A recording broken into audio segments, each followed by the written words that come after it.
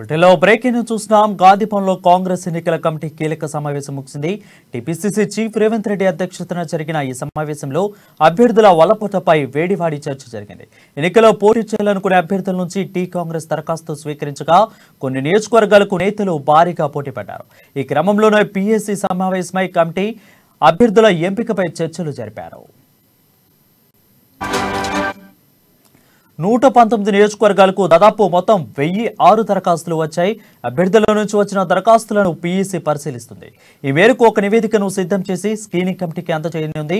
వీలైనంత త్వరగా అభ్యర్థులను ఖరారు చేయాలని టీ కాంగ్రెస్ భావిస్తుంది. అందులో భాగంగా గాంధీభవన్లో వరుస సమావేశాలు జరుగుతున్నాయి. అభ్యర్థుల ఎంపికపై వేగంగా కసరత్తు చేస్తున్నారు. వచ్చే నెలలో తొలి జాబితాను ప్రకటించే అవకాశం ఉందని తెలుస్తుంది. బీఆర్ఎస్ కు ధీటైన అభ్యర్థులను అన్ని నియోజకవర్గాల్లో బరిలో దింపాలని కాంగ్రెస్ భావిస్తుంది. ఇప్పటికే 25 నియోజకవర్గాల అభ్యర్థులపై క్లారిటీ వచ్చింది. దీంతో మిగతా 94 నియోజకవర్గాల్లో అభ్యర్థుల ఎంపికపై కసరత్తు కొనసాగుతుంది. దరఖాస్తులను పీసీ సభ్యులు స్క్రూటినీ చేయనున్నారు.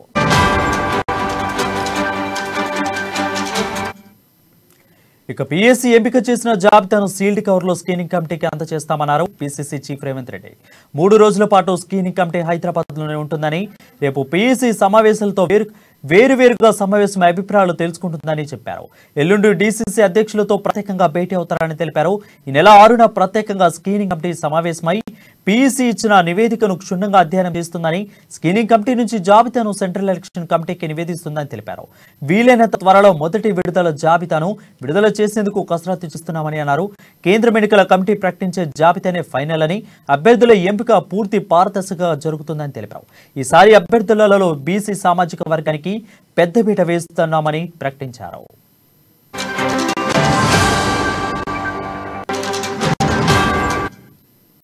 దీనిపై మరింత సమాచారం మా ప్రతినిధి హరీష్ అందిస్తారు. హరీష్, చెప్పండి.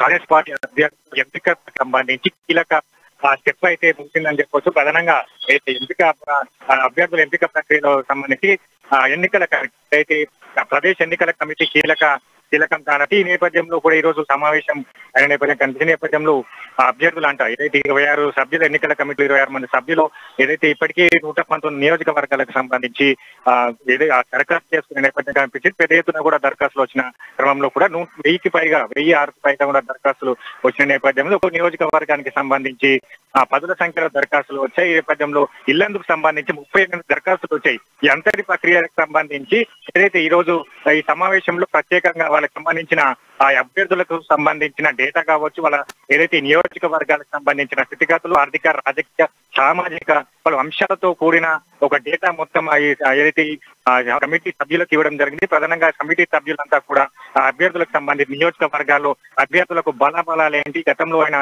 రాజకీయ కెరీర్, కాంగ్రెస్ పార్టీకి సంబంధించిన అంశాలు, బీజేపీ బీఆర్ఎస్ ప్రభుత్వ వైఫల్యాన్ని ప్రజల్లో ఎంతవరకు ఎండగట్టాడు, అక్కడ ప్రజలు ఎంతవరకు ప్రభావితం చేయగలరు, ప్రజాక్షేత్రంలో ఉండే విధంగా ఏ వ్యక్తి ఎంత బలబలాలు ఉన్నాయనే నేపథ్యంలో పలు అంశాలతో కూడిన ఒక డేటా, ఒక ప్రొఫైల్ ఏదైతే ప్రదేశ్ ఎన్నికల కమిటీ సభ్యులకు సంబంధించి కూడా వాళ్ళను ఒక టిక్ మార్క్ చేసుకునే విధంగా అవకాశం కల్పించారు. ప్రధానంగా మనం చూడవచ్చు, పెద్ద ఎత్తున దరఖాస్తు వచ్చిన క్రమంలో కూడా ఇది అంతా స్క్రీనింగ్ కమిటీకి పంపించే భాగంలో కూడా స్క్రీనింగ్ కమిటీ ఒక ఏదైతే ఇప్పటికే చూడవచ్చు, మనం ఒక్కొక్క నియోజకవర్గానికి సంబంధించి సింగిల్స్, డబుల్స్, అలాగే 4 నుంచి 5 నుంచి అభ్యర్థులు ఉన్నారు. వీళ్ళందరినీ ఆ స్క్రీనింగ్ కమిటీ పరిగణలోకి తీసుకోదు. కాబట్టి ఇదైతే ఇప్పుడు ఈ కమిటీ సభ్యులు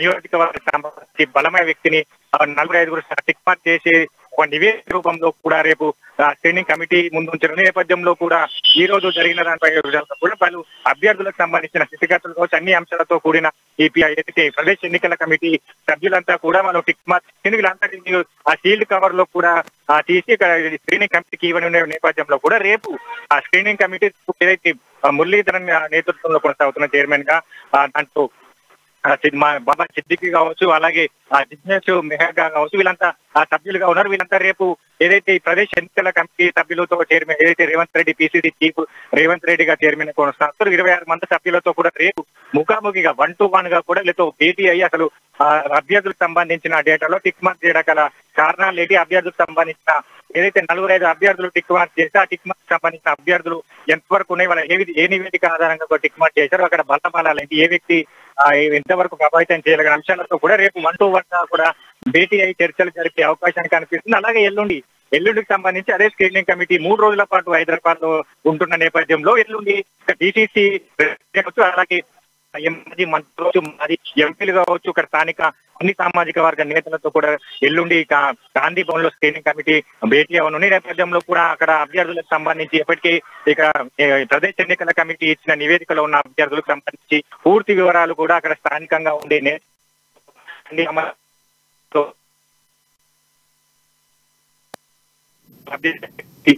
బలాబలు కావచ్చు, ఆర్థిక చరిత్ర కావచ్చు, అలాగే అవకాశం కాంగ్రెస్ పార్టీ అధికార తీరాల వైపు ఏ విధంగా తీసుకెళ్లగారు, ఎవరు దీంట్లో బెస్ట్ అనిపించుకోగలరు, అలాగే దీనికి సంబంధించి అభ్యర్థులకు సంబంధించి ఏదైతే ఇప్పుడు స్క్రీనింగ్ కమిటీ ఎన్నికల కమిటీ ఇచ్చిన కమిటీలో 4-5 అభ్యర్థులు ఉంటారు. ఆ 4-5 అభ్యర్థులకు సంబంధించి పూర్తి వివరాలకు స్థానిక నేతలు కావచ్చు, మాజీ ఎంపీలు, మాజీ మంత్రుల ద్వారా అభిప్రాయ సేకరణ. అలాగే ఎల్లుండి 6వ తేదీ కూడా స్క్రీనింగ్ కమిటీ ప్రత్యేక సమావేశం ఉంది. ఈ సమావేశంలో కూడా ఏదైతే ఇప్పుడు ఎన్నికల కమిటీ ఇచ్చిన నివేదిక ఉందో ఆ నివేదిక ఆధారంగా కూడా ప్రత్యేకంగా ఒక ఫైనల్ చేసే అవకాశం కనిపిస్తుంది. ఇప్పటికే ఆ నివేదిక ఆధారంగా కావచ్చు, అలాగే సర్వే చేసిన నేపథ్యంలో కూడా సర్వే రిపోర్ట్ ఆధారంగా కావచ్చు, అలాగే ఇక్కడ మాజీ మంత్రులు, మాజీ ఎంపీలతో పాటు ఇక్కడ ఎన్నికల కమిటీ సభ్యులు ఇచ్చిన నివేదికలు కావచ్చు, అన్నింటినీ ఆలోచన చేసుకొని ఎల్లుండి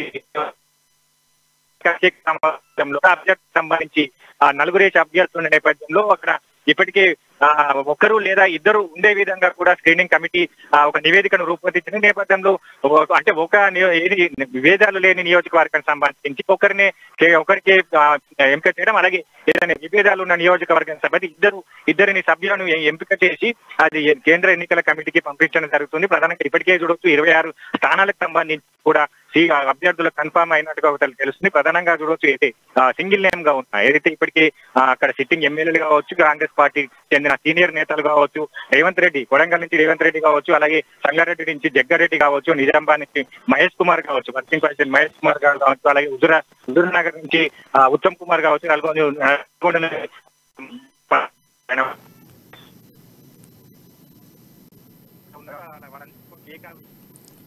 right. Thank you Harish for the updates.